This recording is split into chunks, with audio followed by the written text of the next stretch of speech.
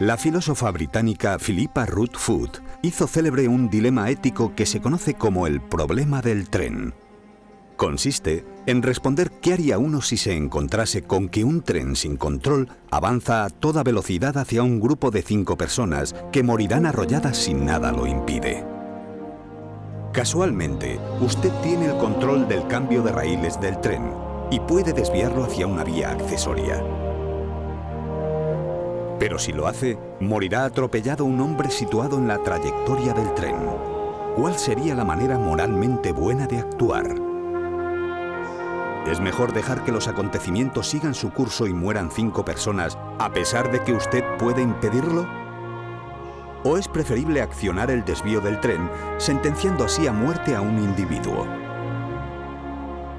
Aunque de ideas muy distintas a las de Philippa Foot, otra conocida filósofa, esta vez norteamericana y profesora del MIT, Judith Jarvis Thomson, ideó un dilema ético similar, que ha usado repetidas veces en sus publicaciones pro aborto. Se conoce como el caso del violinista. Imagine, dice, que un día usted se despierta en la cama de un hospital conectada con un montón de tubos a otra persona. Se trata de un violinista muy importante y famoso. Los médicos le dicen que aquel personaje estaba a punto de morir. Pero afortunadamente, y a pesar de que usted no dio su consentimiento, un chequeo y un análisis completos revelaron que ambos organismos, el del violinista y el de usted, eran plenamente compatibles. Así que ahora mismo usted está salvando la vida del violinista. Han conectado sus riñones al de usted y su sistema circulatorio al suyo. Pero no ha de preocuparse porque esto durará poco tiempo, como máximo 9 meses. Gracias a eso, pasado ese tiempo, el violinista podrá seguir viviendo, pero usted no ha de preocuparse, porque su vida no correrá peligro, ni ahora ni en ningún momento. En cambio, si lo separan, el violinista morirá. Basta con esperar 9 meses y ambos estarán vivos y fuera de peligro, y podrán irse cada uno por su lado. En una situación así, pedir que le desconecten inmediatamente de ese hombre ¿sería actuar moralmente malo? Casos como estos y otros similares se usan frecuentemente en las escuelas de ética, sobre todo del ámbito anglosajón, para enseñar a los estudiantes a realizar juicios morales. Es más que notable la disparidad de las respuestas que dan a estos dilemas. ¿Es que no existe un modo coherente de juzgar las acciones humanas? ¿Hay criterios objetivos que nos permitan calificar las acciones de buenas o malas? Se puede juzgar mediante una... Entonces, dentro de la tradición se ha expresado lo que se llaman fuentes de moralidad, que es una ayuda para discernir los juicios concretos. Entonces, ahí las fuentes de moralidad pues, se ha distinguido entre lo que es la intención, lo que es el objeto y lo que son las circunstancias.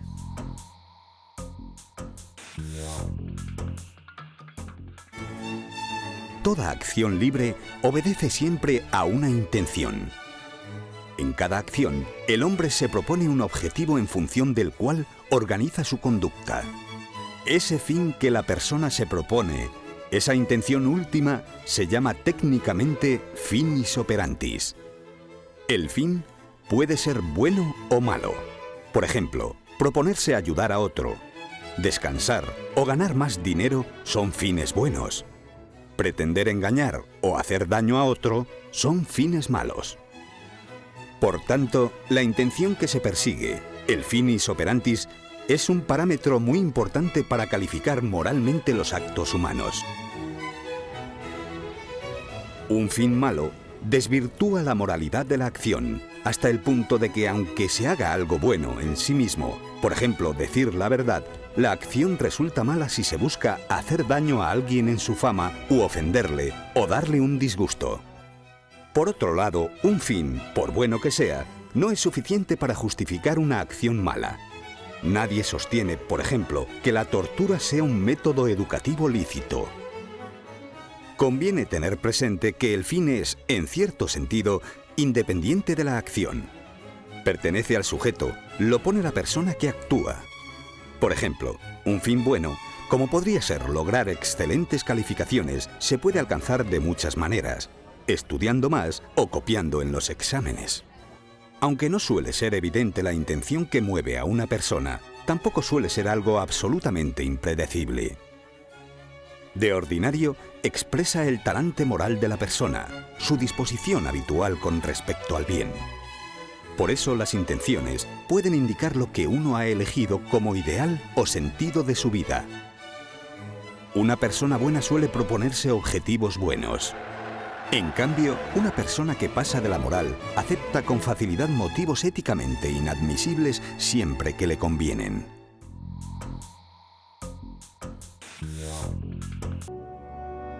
La meta que el sujeto se propone alcanzar, la intención, pone en marcha la acción. La persona entonces examina los diversos medios que le pueden conducir a ese fin y elige uno de ellos, organiza una línea de actuación, una conducta. Ese comportamiento elegido, y elegido precisamente en razón de que le permite lograr aquel fin, se denomina objeto moral. Una dificultad común para comprender el objeto moral viene de confundir la acción física con la acción moral. Una misma acción física puede tener significados morales diversos, mientras la acción física no es otra cosa que la mera descripción de lo que se hace.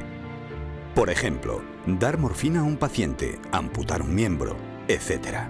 La acción moral se refiere al significado intencional de esa acción, a la razón por la que se elige esa acción y no otra.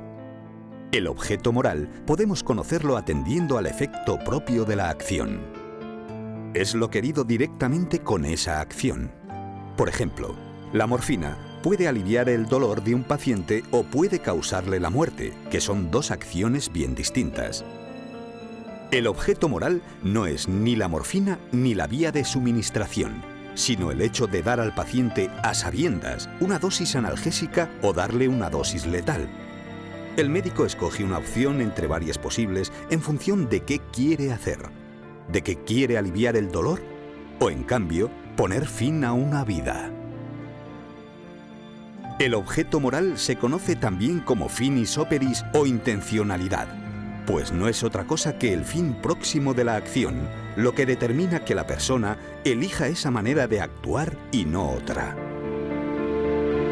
Si el médico escoge dar una dosis letal, está eligiendo una acción cuyo efecto propio es causar la muerte del paciente. Por así decir, lo que no es elegible es que una dosis letal de morfina no acabe con la vida del enfermo. Esa es la intencionalidad propia de la acción y lo que distingue una analgesia de una eutanasia, por ejemplo. Se hizo notar que el fin, la intención del sujeto, el finis operantis, es algo que pertenece a la persona. Es la persona quien lo determina.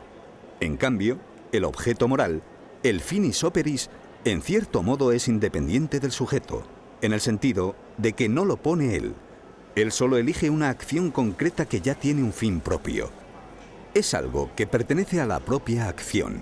Es la intencionalidad intrínseca de esa acción y lo que motiva que el sujeto elija precisamente esa acción y no otra.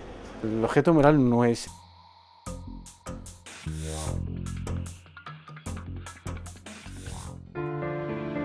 Todo acto moral va acompañado de una serie de circunstancias que no definen la acción, pero que tampoco son indiferentes para su valoración moral. Quien sustrae un bien ajeno ya solo por eso es un ladrón, independientemente de la cosa o de la cantidad robada. Sin embargo, estas últimas circunstancias tienen un claro significado moral adicional.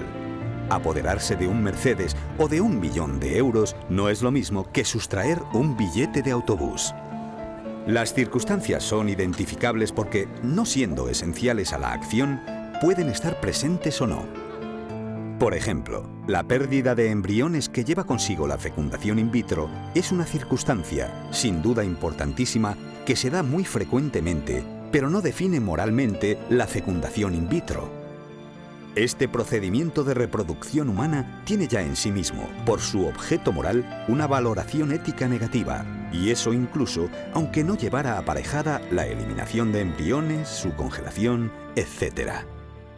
Y después las muchos, pero ¿y si se puede producir el bien vamos a poner un ejemplo más sencillo?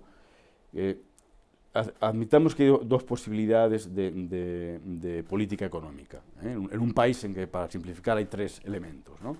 Entonces, según la primera, el primer elemento ganaría $20, el segundo ganaría 19 y el tercero ganaría 18. Según otra posibilidad, el primero ganaría 5, el segundo 5 y el tercero 300. Para un utilitarista, en principio, habría que ir a la mayor suma total, por lo tanto, a la segunda, que es la que tiene más desigualdad. Quiero decir que si el mayor bien para muchos se obtiene con una estrategia que a algunos pocos le lesiona en derechos fundamentales o en bienes fundamentales, no está claro que eso sea justo, ¿no? O sea, si para que la suma sea total, 3 o 4 tienen que sufrir, eso no se puede admitir, ¿no?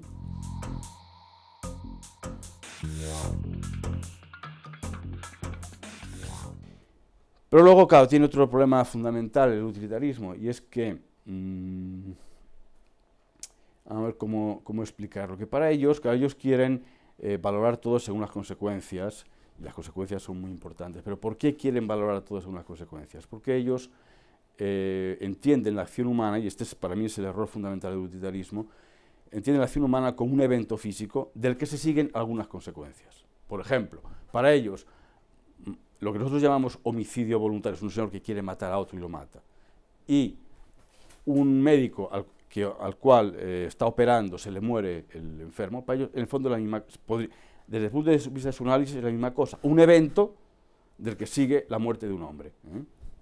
Pero claro, ellos no tienen, en su análisis de la acción, no ven un elemento fundamental que es la voluntariedad, que es donde está el mal y el bien. Es decir, que en un caso existe la decisión de matar a otro, una persona piensa que es bueno para él matar a alguien, privar de vida a alguien, y en cambio en el otro caso esa decisión no existe, está tratando de salvarlo, pero se le muere pues porque no aguanta la operación o por problemas, digamos, debidos a la enfermedad. Si la acción se la priva de la voluntariedad, la acción queda como un evento físico en sí indefinible, que ha de ser redefinido cada vez teniendo en cuenta intenciones, consecuencias, circunstancias. ¿Pero por qué? Porque antes se le ha vaciado de su consistencia como acción humana, que consiste toda en la voluntariedad. Es decir,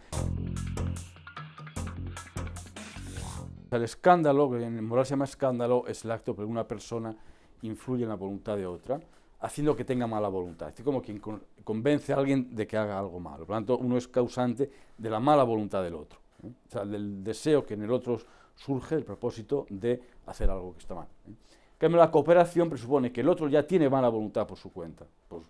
Y yo simplemente, de un modo o de otro, le ayudo a realizar aquella mala voluntad. Por lo tanto, le ayudo a cometer a hacer un fraude o un ilícito bancario. O sea, yo le ayudo de algún modo. Pero el otro ya quería hacerlo por sí mismo. En el escándalo, quien convence a otro, pues tú podrías hacer esto, podríamos hacerlo. Por lo tanto, en el escándalo hay una influencia, quien escandaliza, de algún modo causa la mala voluntad del otro. El que coopera, en cambio, simplemente ayuda a la realización de la mala voluntad que el otro ya tenía. Precisamente viendo que una acción buena puede tener consecuencias negativas, no es nada sencillo.